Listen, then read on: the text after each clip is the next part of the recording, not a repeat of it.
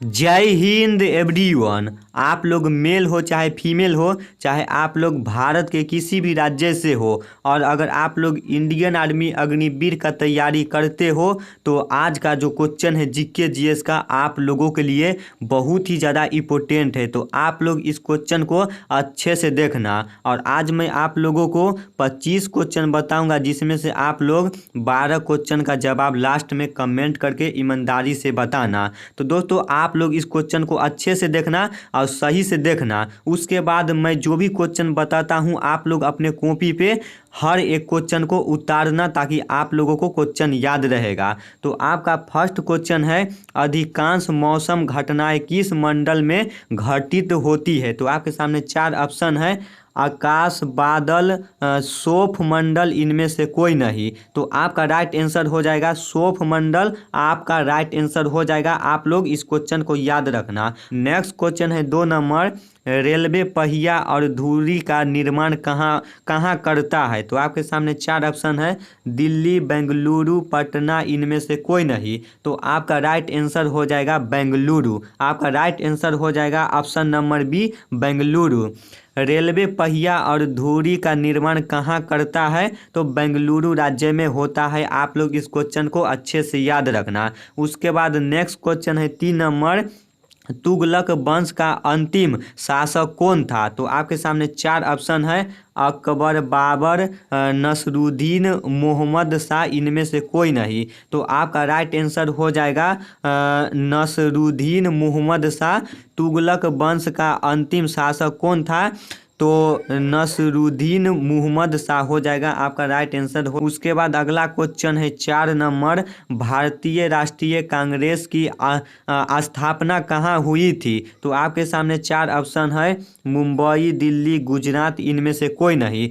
भारतीय राष्ट्रीय कांग्रेस की स्थापना कहाँ हुई थी? तो आपका राइट आंसर हो जाएगा ऑप्शन नंबर ए, मुंबई में। भारतीय राष्ट्रीय कांग्रेस की स्थापना कहाँ हुई थी? तो मुंबई राज्य में हुई थी। आप लोग इस क्वेश्चन को अच्छे से याद रखना।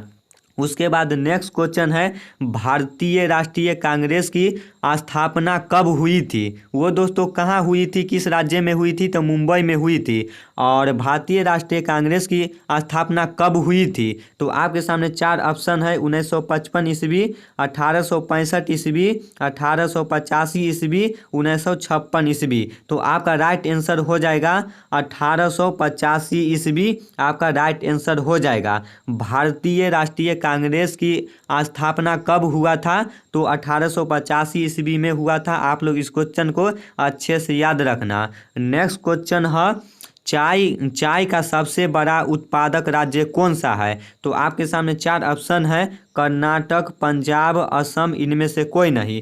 चाय का सबसे बड़ा उत्पादक राज्य कौन सा है? तो आपका राइट आंसर हो जाएगा ऑप्शन नंबर सी, असम में होता है। ठीक ना? तो आप लोग इस क्वेश्चन को अच्छे से याद रखना। उसके बाद नेक्स्ट क्वेश्चन है 7 नंबर, मानस राष्ट्रीय उद्यान कहाँ है?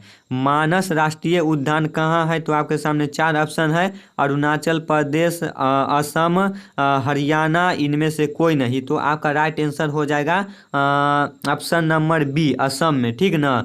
मानस राष्ट्रीय उद्यान कहाँ है? तो असम राज्य में है। आप लोग इस बात को याद रखना, इस क्वेश्चन को अच्छे से याद रखना। और आप लोग जो भी क्वेश्चन मैं बता रहा हूँ हर एक क्वेश्चन को अपने कॉपी पे जरूर उतारना। ठीक ना? उसके बाद नेक्स्ट क्वेश्चन है, लाल फूल को हरे शीशे में देखने पर किस रंग का दिखाई देता है? लाल फूल को हरे शीशे में देखने पर किस रंग का दिखाई देता है? तो आपके सामने 4 ऑप्शन है, पीला, नीला, हरा, काला। तो आपका राइट आंसर हो जाएगा काला। ठीक ना? लाल फूल को हरे शीशे में देखने पर किस रंग का दिखाई देता है? तो काला रंग का दिखाई देता है। आप लोग इस क्वेश्चन को अच्छे से याद रखना। नेक्स्ट क्वेश्चन है 9 नंबर, राज्यसभा का अध्यक्ष कौन होता है? राज्यसभा का अध्यक्ष कौन होता है? तो आपके सामने 4 ऑप्शन है, सभापति, उपसभापति, उपराष्ट्रपति, इनमें से कोई नहीं। तो आपका राइट आंसर हो जाएगा ऑप्शन नंबर सी, उपराष्ट्रपति। राज्यसभा का अध्यक्ष कौन होता है? तो उपराष्ट्रपति होता है। आप लोग इस क्वेश्चन को अच्छे से याद रखना। नेक्स्ट क्वेश्चन है 10 नंबर, उपराष्ट्रपति का कार्यकाल कितने साल का होता है? तो आपके सामने 4 ऑप्शन है और ये तो सभी भाई को पता होगा, उपराष्ट्रपति का कार्यकाल कितने साल का होता है। तो आपके सामने 4 ऑप्शन है, 6 साल, 7 साल, 5 साल, इनमें से कोई नहीं। तो आपका राइट आंसर हो जाएगा ऑप्शन नंबर ए, 6 साल होता है। उपराष्ट्रपति का कार्यकाल है वो 6 वर्ष का होता है। आप लोग इस बात को याद रखना, इस क्वेश्चन को अच्छे से याद रखना। नेक्स्ट क्वेश्चन है 11 नंबर, पंचायती राज्य का सबसे छोटा अंग क्या है? पंचायती राज्य है उसका सबसे छोटा अंग क्या है? तो आपके सामने 4 ऑप्शन है, ग्राम कचहरी, ग्राम पंचायत, ग्राम सभा, इनमें से कोई नहीं। तो आपका राइट आंसर हो जाएगा ऑप्शन नंबर बी, ग्राम पंचायत। पंचायती राज्य का सबसे छोटा अंग कौन सा है? तो ग्राम पंचायत है। आप लोग इस क्वेश्चन को अच्छे से याद रखना। उसके बाद नेक्स्ट क्वेश्चन है 12 नंबर, पंचायत सबसे पहले कहाँ लागू हुआ था? आपका पंचायत है वो सबसे पहले कहाँ लागू हुआ था, किस राज्य में लागू हुआ था? तो आपके सामने 4 ऑप्शन है, दिल्ली, जम्मू कश्मीर, राजस्थान, इनमें से कोई नहीं। तो आपका राइट आंसर हो जाएगा ऑप्शन नंबर सी, राजस्थान के नागौर जिला में लागू हुआ था। ठीक ना, राजस्थान के नागौर जिला में लागू हुआ था। पंचायत सबसे पहले कहाँ लागू हुआ था? तो राजस्थान के नागौर जिला में लागू हुआ था। नेक्स्ट क्वेश्चन है 13 नंबर, इलेक्ट्रॉन वोल्ट किसकी इकाई है? तो आपके सामने 4 ऑप्शन है, दाब की, विद्युत ऊर्जा की, ऊर्जा, इनमें से कोई नहीं। तो आपका राइट आंसर हो जाएगा, इलेक्ट्रॉन वोल्ट किसकी इकाई है? तो विद्युत ऊर्जा की है। आप लोग इस क्वेश्चन को अच्छे से याद रखना। इलेक्ट्रॉन वोल्ट किसकी इकाई है? तो विद्युत ऊर्जा की है। उसके बाद अगला क्वेश्चन है 14 नंबर। दोस्तों अगर मैं आप लोगों को तेजी में बताते होंगे तो आप लोग कमेंट में ज़रूर बताना, ताकि मैं अगले वीडियो में धीमे धीमे बोलूँगा, ताकि आप लोगों को भी समय मिलेगा आंसर देने का। ठीक ना। अगला क्वेश्चन है, संतरा की खेती कहाँ पर अधिक होता है? संतरा की खेती है वो कहाँ पे अधिक होता है, किस राज्य में सबसे ज़्यादा होता है? तो आपके सामने 4 ऑप्शन है, असम, दिसपुर, गुजरात, नागपुर। तो आपका राइट आंसर हो जाएगा ऑप्शन नंबर डी, नागपुर में सबसे ज़्यादा संतरा की खेती होती है। तो आप लोग इस क्वेश्चन को अच्छे से याद रखना। उसके बाद अगला क्वेश्चन है 15 नंबर, ब्लैक पैगोडा का मंदिर किस राज्य में स्थित है? तो आपके सामने 4 ऑप्शन है, मुंबई, दिल्ली, उड़ीसा, इनमें से कोई नहीं। तो आपका राइट आंसर हो जाएगा ऑप्शन नंबर सी, उड़ीसा राज्य में स्थित है। आप लोग इस क्वेश्चन को अच्छे से याद रखना। अगला क्वेश्चन है 16 नंबर, उड़ीसा की राजधानी कहाँ है? उड़ीसा की राजधानी है वो कहाँ है? तो आपके सामने 4 ऑप्शन है, कर्नाटक, भुवनेश्वर, पणजी, इनमें से कोई नहीं। तो आपका राइट आंसर हो जाएगा भुवनेश्वर। उड़ीसा की राजधानी है वो कहाँ है? तो भुवनेश्वर है। उड़ीसा की राजधानी कहाँ है? तो भुवनेश्वर है। आप लोग इस क्वेश्चन को अच्छे से याद रखना और आप लोग हर एक राज्य का राजधानी याद कर लेना। ठीक ना। उसके बाद अगला क्वेश्चन है 17 नंबर, 1951 ईस्वी में आयोजित प्रथम एशिया खेल में कितने देशों ने भाग लिया था? तो आपके सामने 4 ऑप्शन है, 5, 10, 11, इनमें से कोई नहीं। 1951 ईस्वी में आयोजित प्रथम एशिया खेल में कितने देशों ने भाग लिया था? तो आपका राइट आंसर हो जाएगा ऑप्शन नंबर सी, 11 देशों ने भाग लिया था। ठीक ना। उसके बाद अगला क्वेश्चन है 18 नंबर, गोवा को किस वर्ष राज्य का दर्जा दिया गया था?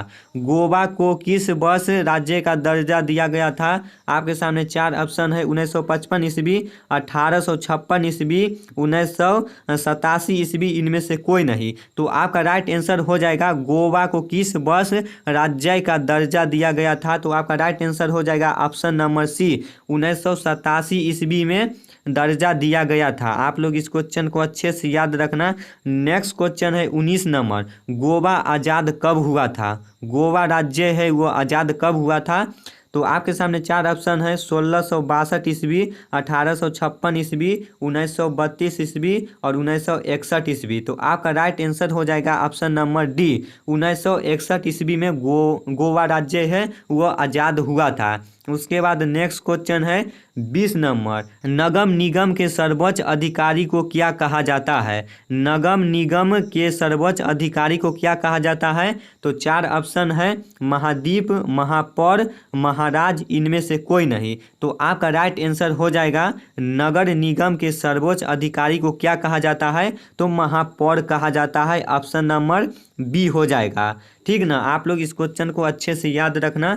नेक्स्ट क्वेश्चन है 21 नंबर, प्रथम लोकसभा चुनाव में कितने राजनीतिक दलों को राष्ट्रीय दल के रूप में मान्यता दी गई है? तो आपके सामने 4 ऑप्शन है, 20, 30, 14, इनमें से कोई नहीं। तो आपका राइट आंसर हो जाएगा ऑप्शन नंबर सी, 14। प्रथम लोकसभा चुनाव में कितने राजनीतिक दलों को राष्ट्रीय दल के रूप में मान्यता दी गई है? तो 14 को दी गई है। ठीक ना, आप लोग इस क्वेश्चन को याद रखना अच्छे से। अगला क्वेश्चन है 22 नंबर, किस मुगल सम्राट को राष्ट्रीय सम्राट कहा जाता है? किस मुगल सम्राट को राष्ट्रीय सम्राट कहा जाता है? तो आपके सामने 4 ऑप्शन है, बाबर को, अकबरवीर को, अकबर को, इनमें से कोई नहीं। तो आपका राइट आंसर हो जाएगा ऑप्शन नंबर सी, अकबर को कहा जाता है। किस मुगल सम्राट को राष्ट्रीय सम्राट कहा जाता है? तो अकबर को कहा जाता है। आप लोग इस क्वेश्चन को अच्छे से याद रखना। 23 नंबर क्वेश्चन है, 23 नंबर क्वेश्चन है, दंड कारण योजना किस राज्य में स्थित है? दंड कारण योजना है वो किस राज्य में स्थित है? तो 4 ऑप्शन है, दिल्ली, छत्तीसगढ़, पटना, इनमें से कोई नहीं। तो आपका राइट आंसर हो जाएगा ऑप्शन नंबर बी, छत्तीसगढ़। दंड कारण योजना किस राज्य में स्थित है? तो छत्तीसगढ़ राज्य में स्थित है। नेक्स्ट क्वेश्चन है 24 नंबर, प्रथम ऐतिहासिक सम्राट किसे माना जाता है? प्रथम ऐतिहासिक सम्राट किसे माना जाता है? चंद्रगुप्त मौर्य को, अकबर को, रविंद्रनाथ को, इनमें से कोई नहीं। तो आपका राइट आंसर हो जाएगा option number A, Chandragupta Maurya को प्रथम ऐतिहासिक सम्राट माना जाता है। आप लोग इस क्वेश्चन को अच्छे से याद रखना। नेक्स्ट क्वेश्चन है 25 नंबर, कूका आंदोलन कहाँ हुआ था? कूका आंदोलन के बारे में बहुत सारे भाई को पता नहीं होगा। ठीक ना, तो कूका आंदोलन आपका कहाँ हुआ था?